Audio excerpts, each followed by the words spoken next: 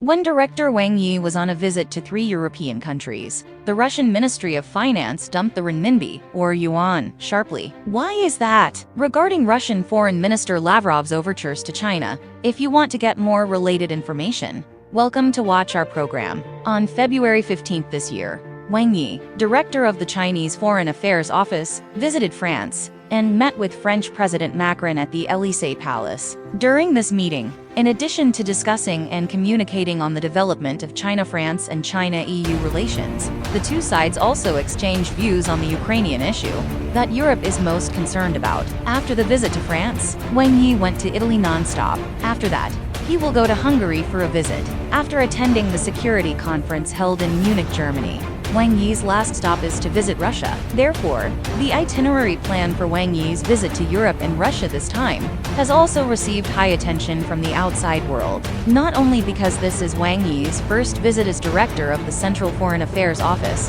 after he stepped down as foreign minister, but also because it is also the time point when the Russia-Ukraine conflict is about to enter its first anniversary. Therefore, the outside world is also very concerned about the influence and changes that Wang Yi will bring to the Russian military conflict during this visit. The reason why the first few stations were placed in France, Italy, and Hungary, and that they would not go to Russia until after attending the Munich Security Conference. Some media people gave their own opinions, thinking that whether it is France, Italy, or Hungary, all belong to the main member states of the European Union, especially France and Italy, which are the core members of the European Union. If you add Germany, which hosted the Munich Security Conference this time, through France, Germany, and Italy, you have basically understood the EU's attitude and views on the current Russian military conflict.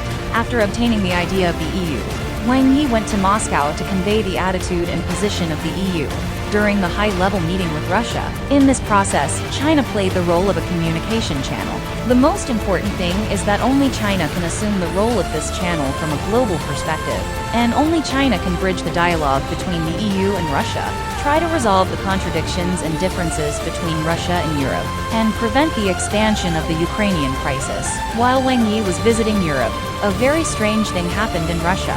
According to Russian media sources, in order to ensure the stability of the ruble exchange rate, the Russian Ministry of Finance has allocated foreign exchange reserves worth $800 million. At the same time, the Russian media also specifically emphasized that the RMB is playing an increasingly important role in ensuring the stability of the Russian economy. On the surface, Russia's move is only to stabilize domestic economic development. But if you look at it from a deeper level, Russia seems to be at the end of its rope. As we all know, war is a continuation of politics, and war also needs economic support. Launching a special military operation against Ukraine did not go as smoothly as Russia had hoped. The first anniversary is coming soon, and Russia has consumed a lot of money in this military conflict. In 2022, Russia's defense spending increased by 1/3 year-on-year. If this military conflict cannot end in 2023, Russia's domestic budget deficit will continue to expand. In addition to war expenses, Russia also needs to face the financial hunting launched by the United States and Western countries. The most obvious is that Russia's oil exports and other energy exports have been greatly restricted. In the end, the Russian Ministry of Finance can only sell foreign exchange to avoid inflation and other economic problems, and try to stabilize the ruble exchange rate as much as possible. Therefore, selling the renminbi can also be regarded as a helpless self-help behavior by Russia.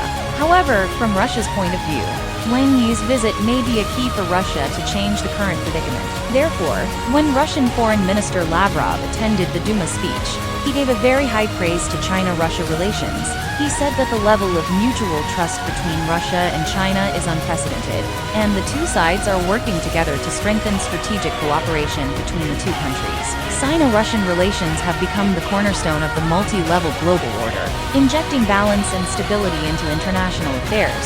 Chinese Foreign Ministry spokesperson Wang Wenbin also responded at the press conference the next day, the Russian Foreign Minister's initiative to show friendship, saying that China is willing to work with Russia to promote comprehensive cooperation between the two countries in the new era. The comprehensive strategic partnership of coordination in the new era continues to move forward. These few words can actually be seen as China's setting the tone for the current Sino-Russian relationship. From the perspective of the United States and Western countries, China and Russia have formed an alliance. As a non-aligned country, China will certainly not enter into an alliance with Russia. However, in order to promote the development of the world towards multipolarization and oppose the hegemonism and power politics promoted by the West, China and Russia will also resist and fight back through cooperation and contribute their own strength to global peace and stability. Finally, what do you think of this program? Please leave a message in the comment area.